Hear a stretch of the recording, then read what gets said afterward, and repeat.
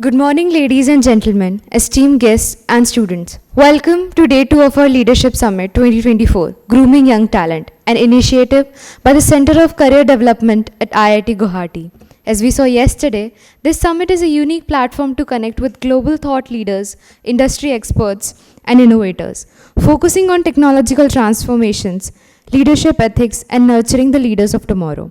We are excited to continue our journey together as we delve deeper into the themes of collaboration, innovation, and leadership excellence. Thank you for being here. Let's make Day 2 an extraordinary continuation of our shared exploration. Today, we have the privilege of engaging with two visionary leaders from BNY, an institution renowned for its innovation in investment, wealth management, and technology.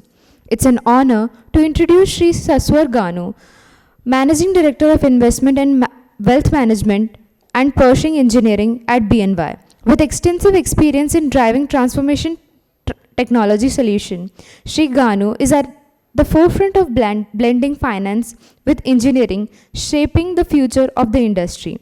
Joining him is Shri Maharajan Muthuswamy, Director of Pershing Engineering at BNY.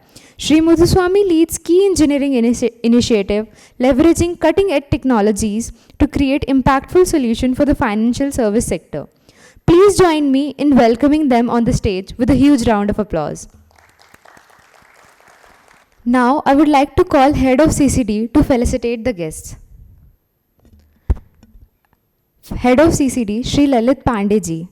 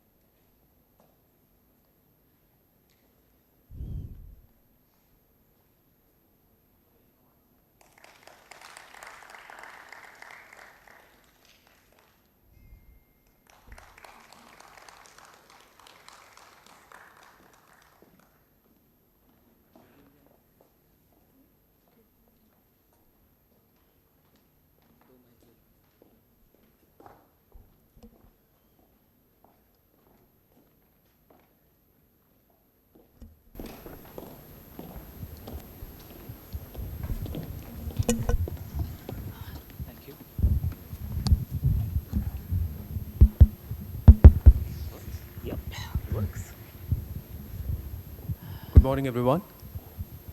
Hope you all had breakfast. Energized to hear some interesting topics. Okay, so we have Suswar, who's our leader from BNY. We have, at least now I have prepared some, very important questions which would make,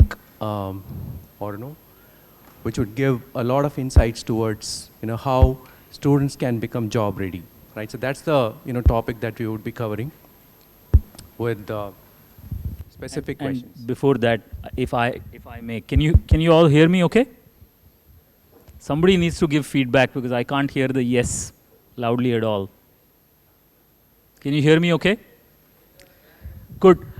So quick request. We both are very visual people, right? And right now, apart from a few of you who are third row and beyond, we can't see anybody.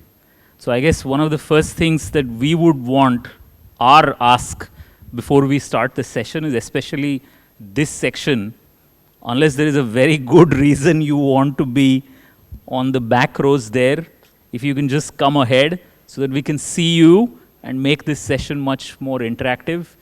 Even students here, listen, it'll take us a lot of time to reach there and hurt you.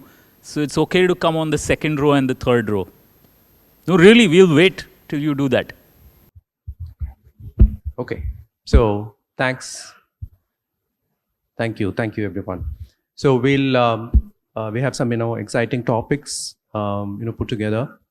So I'm sure all of us would get benefited from the conversations that we are going to have with Suswar. So maybe I'll go with the first question, right? So this is related to technology. Could you throw some light on, how the tech landscape is emerging? Sure, and that's a great question. So I'm going to contextualize this in a specific way, right? So I think there are a lot of changes that has happened in terms of technology. Again, I don't mean to be an expert to talk about what has happened in the last decade or what is happening in the last year or so. But if I use a particular lens, and it's an interesting lens of how the technology landscape is changing, and what I mean by that is if you look at two types of integrations that are happening in the technology landscape, one which I call is vertical integration, and the other is horizontal integration.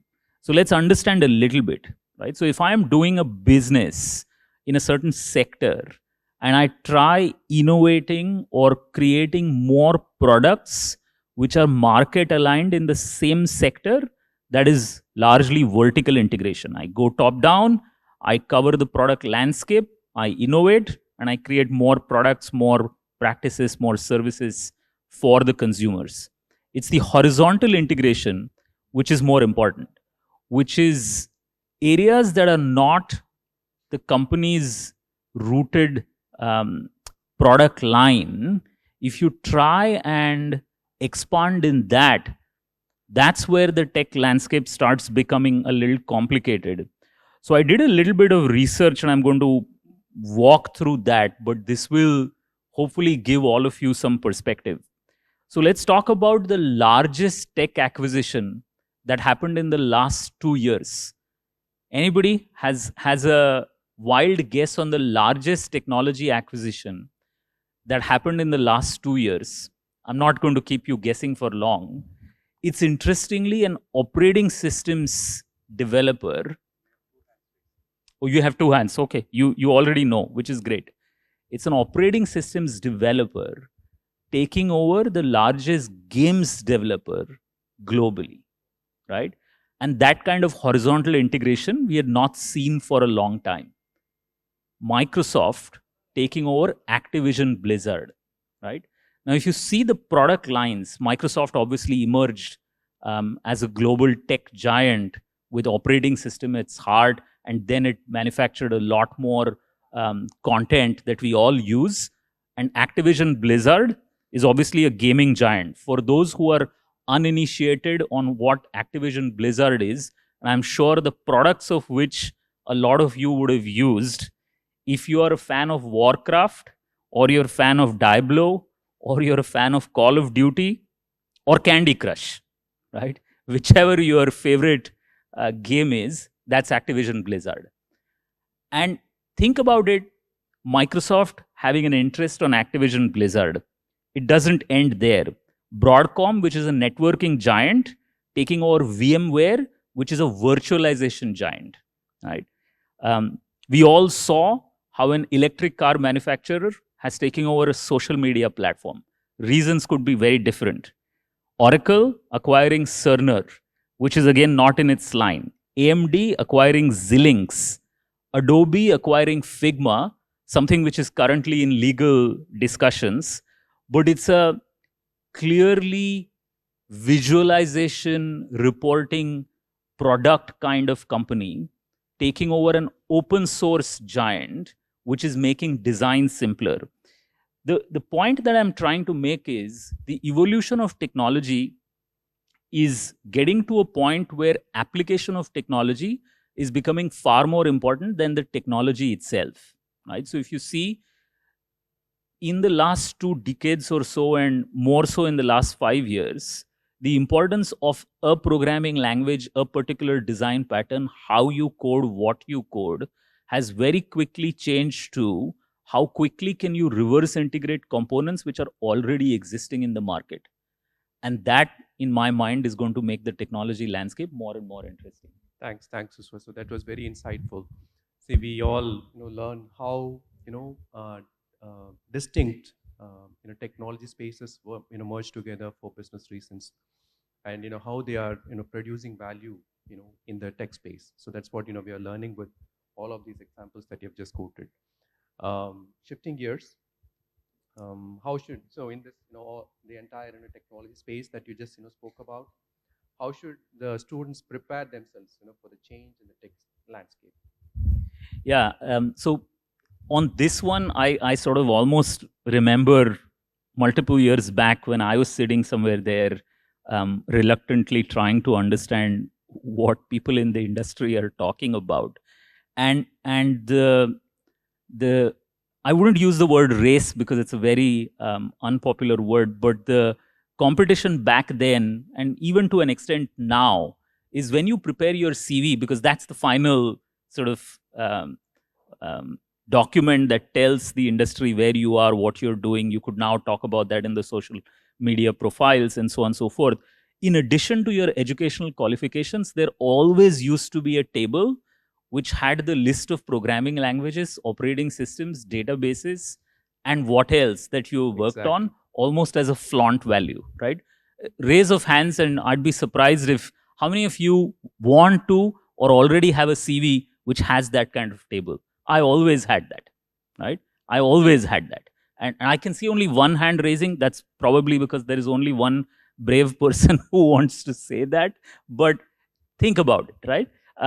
And what is now going to be job ready versus that table of the diverse technologies that one knows, or the diverse operating systems that one has worked on, is subject matter expertise. So what we are seeing, and Maha, I think we'll also talk about some of the experiences that we get in our organization or some of the competitor organizations that we work across with, is we are seeing generalization of technology.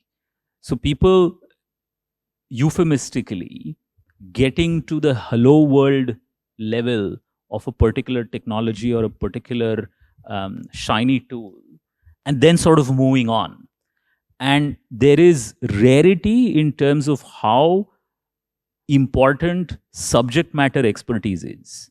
So going ahead, I think what will really evolve is, are you really the subject matter expert in whatever you're talking about? And I'll give you a very funny example, hopefully. In one of the job interviews that I was doing at another really good academic institution, and the conversation sort of wavered from programming languages and all of that to hobbies. And this person talked to me that he was interested in Lego. Everybody here knows what Lego is. Basically, building blocks. There was an Italian manufacturer called Meccano. Now we have a manufacturer called Lego. You have multiple Lego blocks and you make toys or you make things, right? So I was sort of interested, saying this is an engineering graduate up for a job and he's bringing Lego as a hobby. So I went in and started asking questions. And that's when I understood the importance of subject matter expertise, right?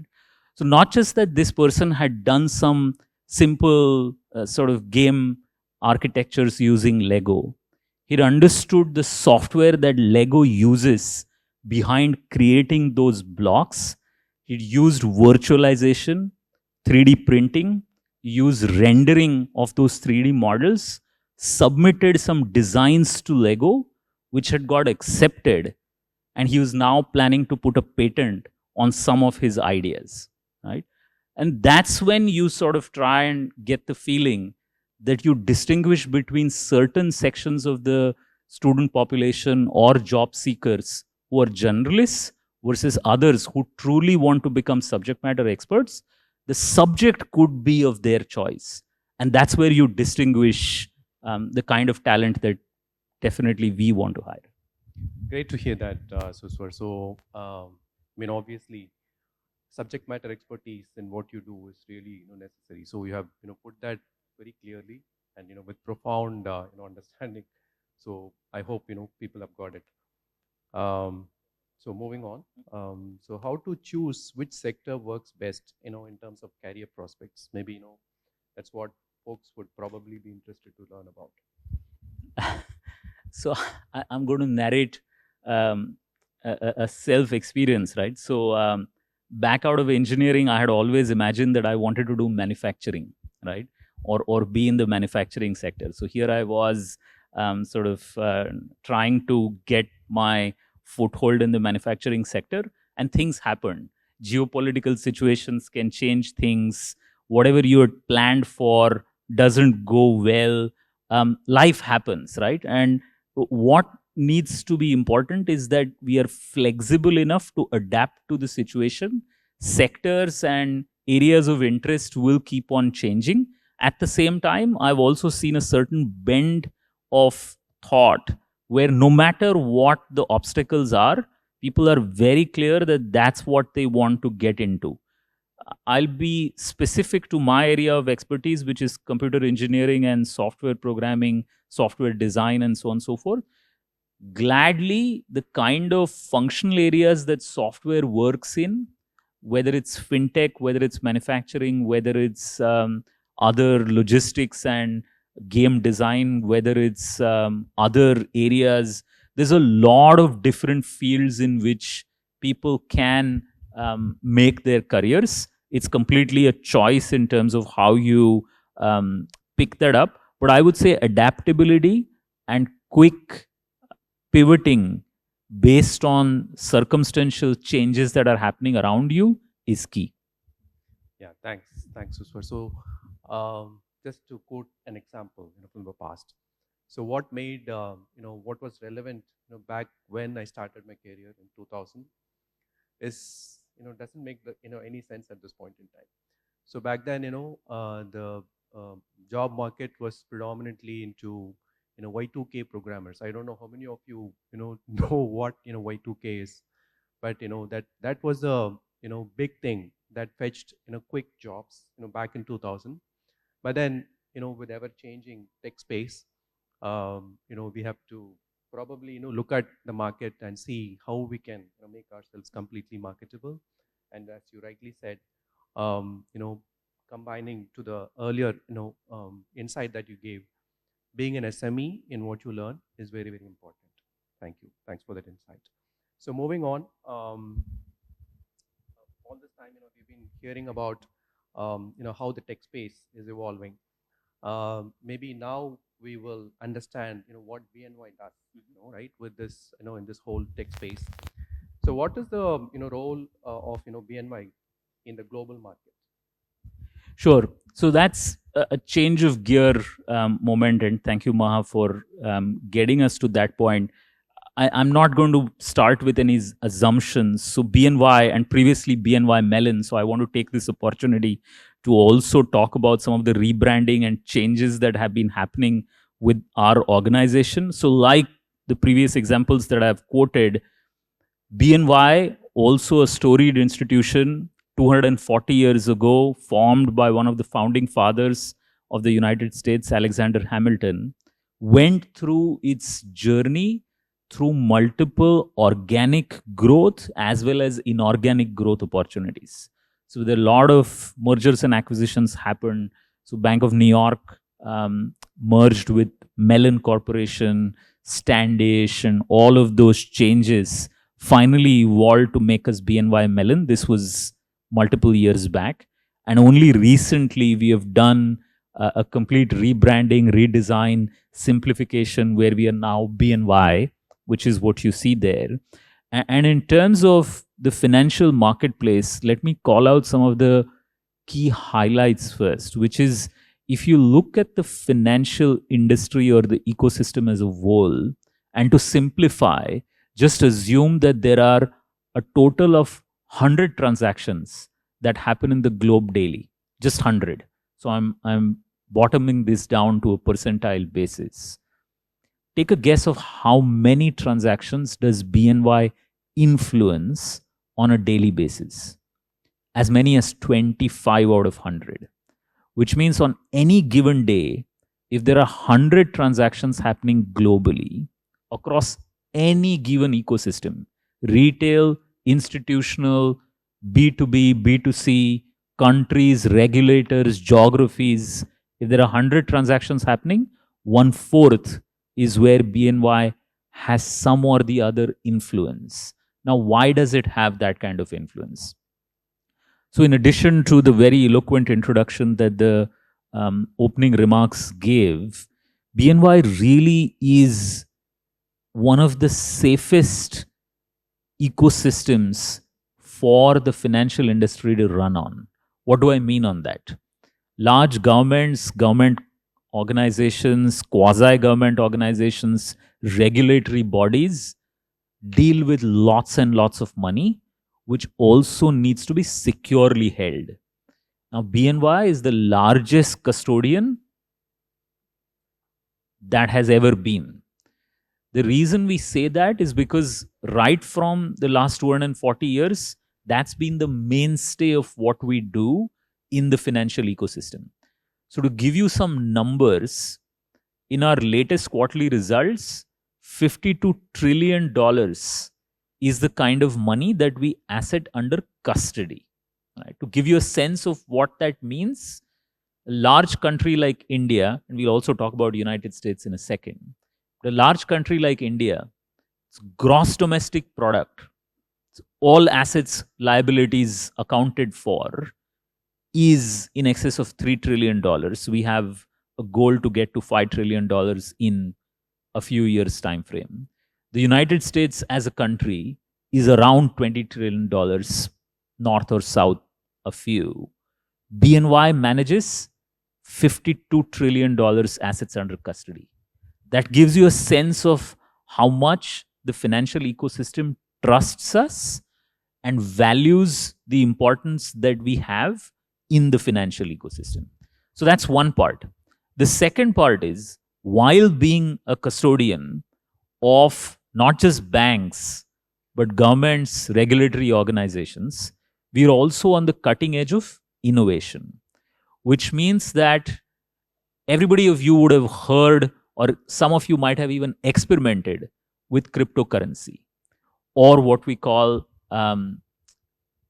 digitized assets that are given by the regulatory organizations. BNY is the only custodian that started with custodying digital currency, or CBDC, which is central bank digital currency, or cryptocurrencies. And that paved a long way in legitimizing cryptocurrency as a long-term wealth creation asset, right? Similarly, if we go back in the past, and I don't want to sort of call out multiple things, if you go to our website, you'll get to know about a lot of financial innovations that we've been part of. But suffice to say that the organization works in a way where, depending upon what one's requirement is, and whether that person is a retail individual coming in through different channels, or government organizations, or complex mergers and acquisitions deals, or investment banks wanting to have a sum of money, they all come to BNY for their needs. I know there was a long answer, but hopefully I think it it made was some very sense. detailed. Yeah, thanks for that, Suswar. But then, blockchain and cryptocurrency was my next question. But I think you already read my mind. thanks for covering that. Actually, So, on that note, Maha, if you don't mind, and I'm going to put you on the spot there a minute. For everybody, Maha, by the way, leads a large vertical within our Pershing organization that also talks about visualization, experience or UX experience. And very recently, he and his team worked on an entire virtual reality experience of how a client would feel working with the financial ecosystem. Maha, do you want to talk a little bit for about sure. that? Yeah, thanks. So, so the whole idea of virtual reality, or how we can leverage this virtual reality for benefiting our business purposes. So that was the idea. So I think it was predominantly an impact of COVID, right? So when we were not able to reach out to people in person, so predominantly our business deals with having in-person discussions with our prospects, and have specific use cases like requesting them to answer some of the risk-based questionnaires, right? So the risk-based questionnaires are nothing but if there is an investor, and if there is an advisor that deals with the investor, then the advisor would necessarily want to understand the risk profiling of the customer, right? So before even the advisor could make any kind of advice for investments for that customer, he or she will have to understand what is the risk profile, or how risk appetite this investor is. So in a normal day, what we would do is we'll go with a questionnaire that runs to 70, 100 questions. We'll ask the investors to choose the answers, or write down the answers for all of these questions. Based on the outcome, we do something called behavioral analysis, right? Say how on a given situation, how this person is able to take risks, right? So that's something that we do systematically, right, and programmatically.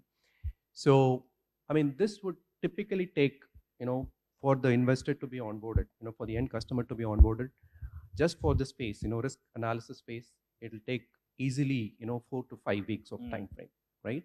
But that's something that we wanted to minimize and see how we can leverage technology and see how we can minimize this time frame of onboarding the customers, and make a near accurate risk profiling. And that's when we came up with this concept of doing the entire experience of putting through the investors about each of the scenarios, risk-based scenarios. We'll pose them with specific scenarios, ask them to give their, or they will be forced to give their answers. So it is all going to be very impromptu answers. They cannot think and react. So it's more of an impromptu answers. So based on that, we were able to systematically and programmatically create a risk profile for the given customer. So this was created based on the virtual reality technology, and this was showcased in one of our customer conferences, as you might know, and it was well received. So that paved the way for our customers to understand how technology can really help not just the advisors but also the end customers. Thanks for bringing that up, Suswar. So okay, so we'll move on. Mm-hmm. So since you have been associated with some of the top fintech firms in your commendable career journey, comparatively, what is or are the standout qualities of BNY? That's a tough one because I know that I don't want to call out one versus the other in any way. And in a sense, fintech firms both work in a flock, as well as there are appreciable differences between each one of them. I'll first come to what works in terms of working in a common flock, in terms of things that are common and work very well across all of them. I think I've been amazed through my career with the kind of quality of talent that I have worked with. Every day is super interesting, not because we're just getting work done. That I'm sure across industries, across different geographies, there's a lot of good work that is going on. But where I feel continuously challenged is the talent that we are onboarding into the organization continuously makes you feel on your toes in a good way. So on a daily basis, I'm working with really talented individuals who I feel that going ahead, I will be reporting to, right? They're going to be my bosses. And in a way, it's a scary feeling. I'm going to admit that. But in a way, it's also a very uplifting feeling that the kind of talent that is coming into the fintech industry is really cutting edge talent. People who want to make a difference with their ideas, with the kind of subject matter expertise that they bring in, where number of years of experience sort of just becomes an attribute. What you bring on the table really is very important. And I've seen that across the fintech industry, and the same is true for BNY.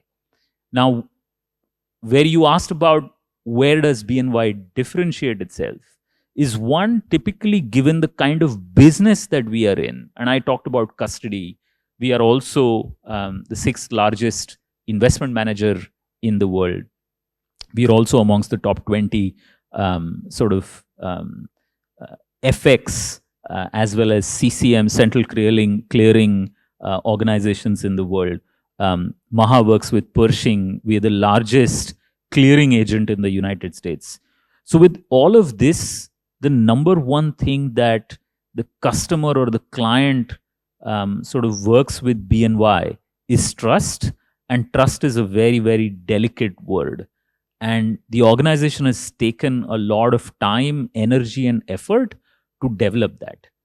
It's not just a matter of pride when I'm saying this, but large family offices across Europe, across Latin America, North America, Far East Asia, who trust BNY with their business, have been working with us for generations together. What I mean by family office is a large, wealthy client who has discretionary assets over multiple $1 million, sometimes $1 billion. The relationships have nurtured over 110 years, right? And this is in the age when we know that today, on the flip of a phone, left swipe or right swipe, you change your relationship manager quickly. BNY has this storied tradition where across 110 years, we've been working with the family office, managing their assets, growing their assets in a risk mitigated way, in a way that works for them. And that really is the differentiator. So what it does for all of us as employees of BNY is that we are almost on an everyday basis toying a thin line between aggression and conservative handling of the client. And it's a delicate balance, because while we want to innovate, while we want to create new opportunities, new things for the client, give them better business ideas, and so on and so forth, we also want to make sure that the trust and the risk profile of the client that we are working with is maintained. And I think that's a large differentiation. I see that on an everyday basis while working with BNY. Thanks, Suswar. So, as me and my colleagues will, already know about all of these details, but still, it's really, enriching to hear all of these things, from a leader like you. Thank you. So, moving on to the most important topic, probably, this is what students would be really interested to hear about: career development, right? So, what career advice would you give for students who are going through a bad day or a phase or a difficult environment? Yeah, this one, again, we seem to be shifting gears really fast, so I'm taking a moment to sink in. But I think this is especially relevant because we see this all across, right? And I know I'm going to touch a slightly delicate topic or a sensitive topic with this one. I've started feeling that with the kind of pace with which change is happening around us, stress levels increase, right? And if you ask me right now, the most difficult thing which can be looked at in multiple dimensions, but the most difficult thing is how do you come out of a bad situation? How do you face a bad day? And believe it or not, that is a phase that everyone has to at some point or the other go through. And that could be a personal situation, that could be a professional situation, that could be as simple as somebody working really hard to get into a meritocratic institution and then not being able to crack a particular subject. A bad day could be can come in any particular way. And no matter how much advice I seem to give, it doesn't matter because every situation is different. And I don't think that I'm qualified to give advice in any particular way around how to handle a bad day. But this is what has helped me. So I'm just going to be candid in terms of what has helped me to overcome a bad day. I think the first and the most important thing that has helped me is relationships. So outside of all the achievements and tech and academics and professional achievements and all of that, I've always believed that because a large crowd can be overwhelming, but a very small group of trusted confidants that you can share the bad day with is very, very important. And I see that is almost become a privilege today, because and I don't mean to sort of oversensitize a situation which might not be there, but with us almost relying a lot on social media and social engineering as a form of effective communication, sometimes the importance to have a really small but trusted, confident or confidente group that you can talk to about your bad day and really be open, honest, and candid in a safe way is really, really important, right? And to me, that has helped me a lot. So some of the worst times that I have faced have been okay because I could talk about that in a pretty non-combative way to a small group of people who were okay to give me direct feedback. And sometimes that has helped me to completely change and make an about turn. And I'm going to make a poetic statement here, so take it with that kind of lightheartedness. But that's the difference between a fall and a U-turn. And you want to make sure that your bad day doesn't end up in a fall, but it allows you to pivot and take a U-turn. Because the U-turn will be talked about. The fall obviously is tragic. We don't want to get into a fall situation. But let me stop at that. Thank you so much. Thank you so much for that, Suswar. I mean, for that matter, we also, at least, not just with students, but, also in the corporate world, we have this, buddy programs and, mentoring programs, which typically helps, with sharing, these kind, or, sharing the thoughts, with, when people are facing, difficult times. You actually bring a really good point there, Maha, which is mentoring. And I'm, again, going to narrate a very quick story which was early on in my career. So I was working with the Reserve Bank of India back then. And I'm naming the institution because I'm also going to name the person. It's my way of paying homage. But this was multiple years back, and I was working on a tech project for the Reserve Bank of India, building India's first fixed income trading platform. And back then, and maybe even nowadays, I have not worked with the regulator this often, but you had to very formally present a quarterly status update in terms of how your project is going or not going, whether you need more resources, funding, and so on and so forth. And I had barely like 4 or 5 years of experience out of college. I was working as a software developer, and I don't know how the stars were aligned, but on that day, my boss, who was supposed to face off that board, was absent because of a sick day or whatever, and I had to go there and fill in the shoes. So I was like, yeah, I just need to present some facts. Come out of this, there's going to be a chair and board of directors, and who knows how this goes, right? Now, what happens actually on the day is they ask me a lot of tough questions, which I can barely answer. And so it really goes bad. And I'm left red-faced. My organization is also not happy in the way this has gone. And I'm like, okay, this is a disaster. How do I get out of it, right? And just as I'm getting out of the board of directors meeting, just outside, I get a call from one of the attendants there saying, Dr. R.H. Patil wants to meet you. Now, just for introduction's sake, and he's no more, great soul, but Dr. R.H. Patil was the founder of the National Stock Exchange, also one of the board members on the Reserve Bank of India and the Clearing Corporation of India, both institutions that brought revolutionary change in the fixed income market or fixed income trading ecosystem in India. And I got a call saying, Dr. Patil wants to meet you. And I was like dumbfounded, like, what would the chairman want to talk to me about? So at 5 p.m. in the evening, I got like a 15-minute appointment. I went into his cabin. And this is where I understood the power of mentoring, gentle nudging, without really making such a big hula baloo out of it, right? So Dr. Patil really asked me 2 simple questions, saying, I know it was not a good day for you and all of that. And I was listening to him. And he said, do you know who was the one expert in the room on that day?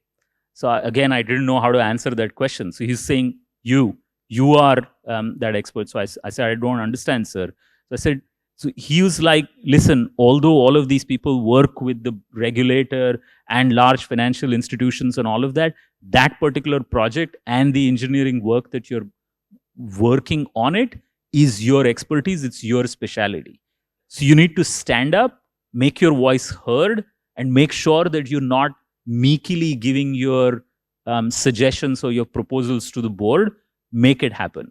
I obviously changed tack, worked with my boss again, we presented, and when we asked our demands in a very clear manner, giving data, said that the project is not going on schedule and all of that, miraculously we were heard.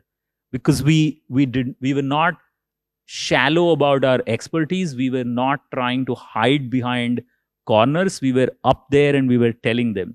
Now, the details are insignificant. Those we can obviously talk about. What's clear here is Dr. Patel did what is really unthinkable in a sort of a role where his role is supposed to challenge the organization which is providing services to the bank or to the regulator. He offered a really good nudging, mentoring role. And believe me or not, after that, I didn't work with the regulatory organization. But for years after, I had this privilege of sending an email or two and receiving some really good mentoring feedback. So I double down on that point. Some of these relationships are very difficult to nurture, but they can give you surprises. Hold on to them. Make sure that those informal connects are done. That will be my closing point on that. Thank you again. Thanks for sharing that. Great experience, Suswar. I had a very similar one, but maybe I'll just for want of time, we'll take it a little later. One other question, which would be of interest, for folks to listen into. So probably, after completing their undergraduation, BTech, students always have this dilemma: do I take up a job, get job experience, or do I do a post-graduation course and then look for a job? I mean, there's always good and bad about it, pros and cons about both these ends. So you as an expert, what would be your advice for the students?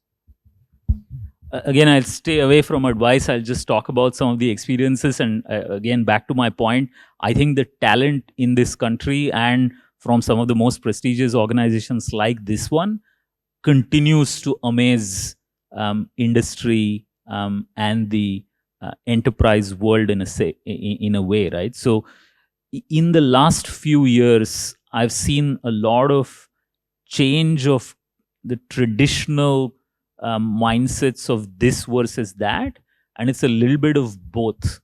So it's no more a rarity to find that BTech engineering graduates also in parallel have sometimes completed their FRM or financial risk management certifications. BTech engineers who've done electrical engineering or comp science engineering or metallurgical engineering have also done a chartered financial analyst level 1 or level 2. And that was unthinkable a few years back, right? So these days, the key difference that I'm seeing is that the sense of purpose is very solid, right? So people, students, young career talent individuals are very clear about the path that they want to take, and they're committed on that path.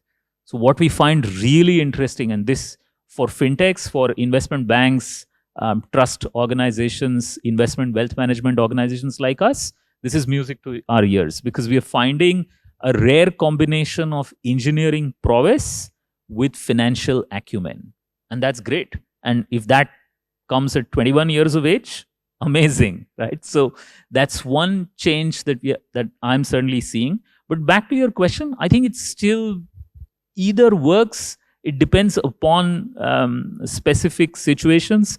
I've seen people who have entered the workforce after completing their bachelor's degree, working for a few years, getting that hands-on expertise, then moving on to either get a master's in their field of specialization or diversifying, getting a master's in business administration done, and both work. In some other contexts, we've also seen students educating themselves till about 26, 27 years of age and then coming into the industry. It's that sense of purpose of what really they want to do and the flexibility. Because again, think about it, what worked in 2012 didn't work in 2016. What worked in 2005 at the absolute depths of the financial crisis, no matter how job marketable a candidate was, geopolitics, dynamic situations in the environment threw surprises. So flexibility is key. But otherwise, I think both those options are amazing. I would add that I see a lot of hope because young talent seems to be very purposeful, very decision making. I'll change that word. Very clear about their thought process of what they want to do in their careers, which is a great thing. Great insight, Suswar. I mean, maybe, just a point to touch upon. The higher education programs that we have at BNY. Yes. Probably, that helps, with folks, who join BNY. After that, if they want to do specific, post-graduation programs, which is, associated with BNY. I've seen, I've been part of that, HE. Yeah, I remember there are a few people in your team too who have taken advantage of doing that. Do you want to talk about that? Yeah. So, I mean, what typically happens is, when people, join us, after they join, if they feel that they have specific interest in, data science or, cryptography or, anything to do with e-security or anything, any other topics, they can, pick and choose the topics or the courses from the higher education program from BNY. And after their completion, successful completion, they can look for, opportunities inside. I mean, it is not that, they are bound to, stick with BNY, but then if they find, BNY as a better place, they can always look for opportunities within BNY. And we have seen, a handful of people who have taken, advantage of this program, and they have, shifted their, roles from, being a developer to, becoming a risk analyst in some of the strong areas, within BNY. So that's something, that we are seeing. And it's interesting, the some of the examples that you gave, Maha, and some are there in your team too. And I'll take the moment to talk about this. And if I'm not sort of embarrassing some of the panelists, so first row, Vikrant, if you can just stand up and wave to everybody, please give him a big round of applause. I'll tell you why in a second. But Vikrant is part of a team that has just developed an application called Wove, and you can look about it on the internet. It's all over. It's the advisory portal for wealth managers. But the reason to link these together is because in a very short period of time, Maha, who's my co-panelist, have brought about a very significant change in the way that they have attracted top talent from the industry as well as from academia. And I can tell you, and some of the students are from this institution who are on those programs, who have now won awards and are really making a dent in the marketplace. I know Ramesh is also sitting somewhere here. Ramesh, you can say hello to, who leads our data engineering practice, and he has people in his team, again, both from academia, and I hate to use the word junior, I would use early career talent, because it's just so impressive to see that within 2 years of coming out of college, they're coming and teaching business users how some of the concept of data science are going to change the financial ecosystem. And I know Ramesh was in the panel yesterday. Again, those of you are interested should take the opportunity and have a word with him. But some of this early career talent, junior talent, has helped us going to some of the best conferences in the world and presenting BNY solutions as market leading solutions. So one other example, and Ramesh's team also works with this technology, is Snowflake. So we are soon going to demonstrate, we have done one in the Snowflake conference that was held recently in the United States, but across the globe, multiple other Snowflake conferences where our unique designs in which we are using data are going to be showcased. So all of this does meet at a confluence where early career talent having the choice to work on educational programs while you're on the job really helps grow the individual and with that benefit the organization. Thanks, Suswar. Thank you so much for all the great insights. Maybe we should allow people to ask questions. Absolutely. So maybe if time permits, we'll go with few more questions later. So open to the floor for questions.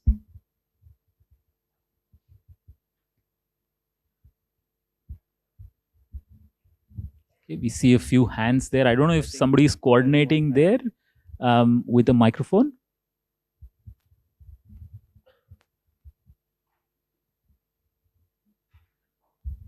I don't know, whoever is organizing here, if it's possible to share some spotlight on the person who's asking the question.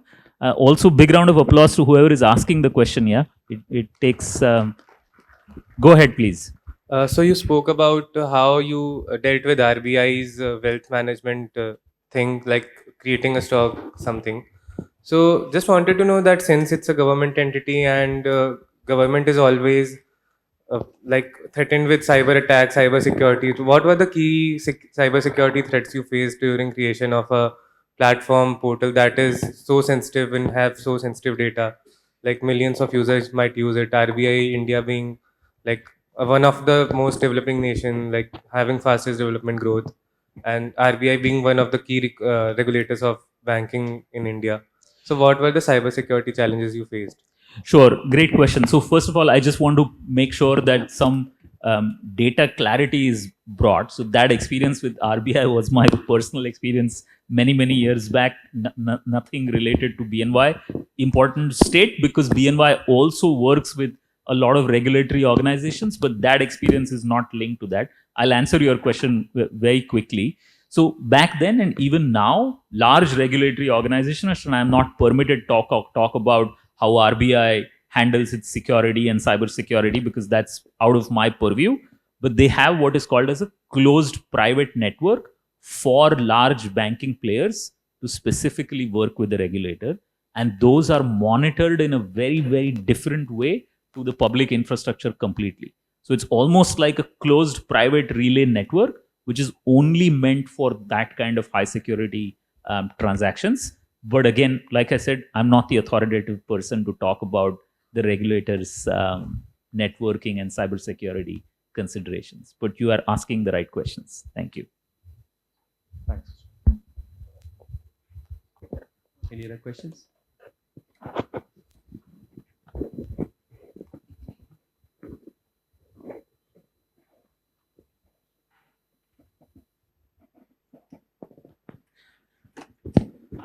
Good morning, sir. Hi. So, I'm an MBA student in School of Business, and as we already know that generally the markets in Asia is growing quite fast, and the West is actually declining.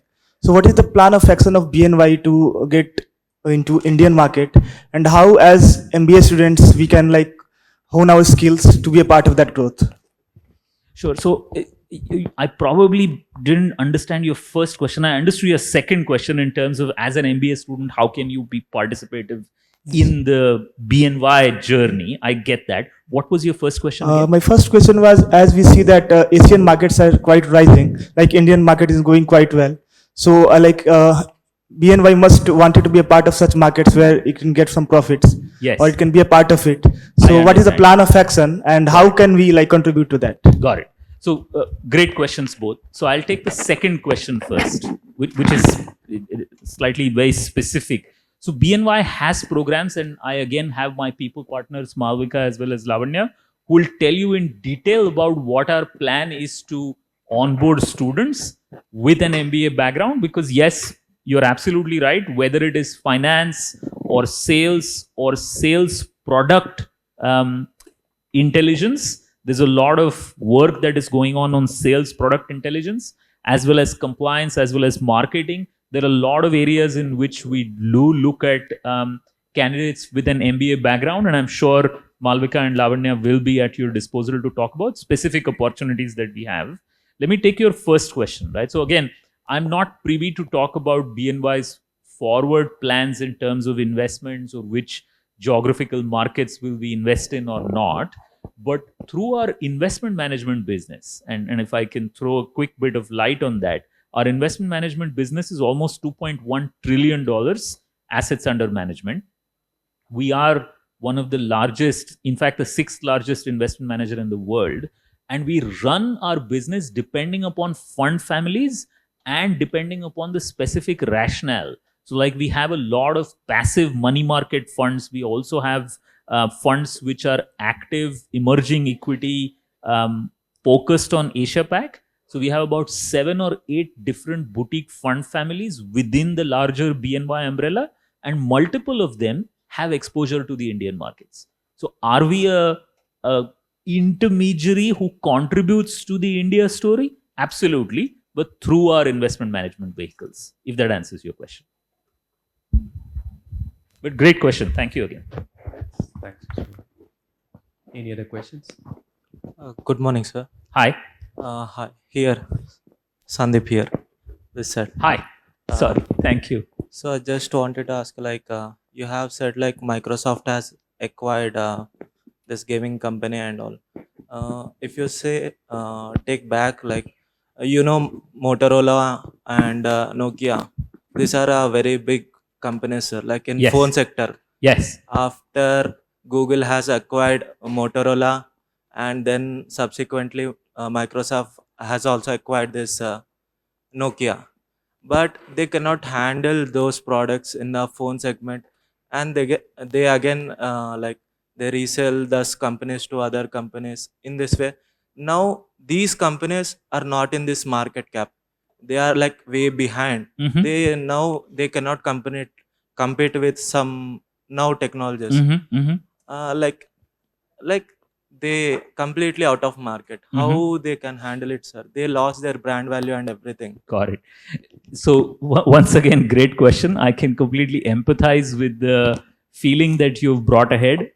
I'll again start by saying that I'm no market expert and I'm actually not an authority at all to talk about mergers and acquisitions and the after effects, either positive or negative of it, right? What is of interest though is to look at all of this as a totalitarian aggregate story. And that tells us some things. So you're right. There are going to be some success stories and some sad endings in terms of how M&A deals work, and that's just history, right? And we can obviously write books and talk about that and really good discourses on what has worked well and what has not worked well. I really don't have a debate about that at all. That's how the industry works. And there are some positives and there are some negatives in all kinds of M&A transactions. What is important to note, back to the point that I was trying to make, is how does vertical integration work against horizontal integration? So I'll give another example, right? A tech company, so like let's say a company which is writing operating systems buys another rival which is also writing an operating system, you would call that as a vertical integration. At least there is some clear vertical integration pattern to it, right? But I'll give you one more example. Amazon, a company which started as a retailer, now a large cloud presence and all of that, has done an M&A deal to buy Whole Foods, which is completely out of its market segment. But what comes out of it is a unique proposition called Amazon Go, where you enter the marketplace and you come out without seeing a single human being and just tap in, tap out with the product that you're coming in. That's horizontal integration. So the purpose of me bringing that point was to demonstrate the importance of vertical and horizontal integrations. And by the way, you don't need to be confused. That's just a goodie that you're getting for asking a question. But thank you once again. Thanks. So I think Yeah. we are running out of time. Yeah. Getting ping from the panel. So One last And if you question have maybe. more questions, listen, this is a great topic. If you have more questions, we can obviously talk, but I'm mindful of other panelists who might be waiting. Exactly. As he said, we can obviously discuss over a cup of coffee or tea, whatever you prefer. Sure. So any final questions?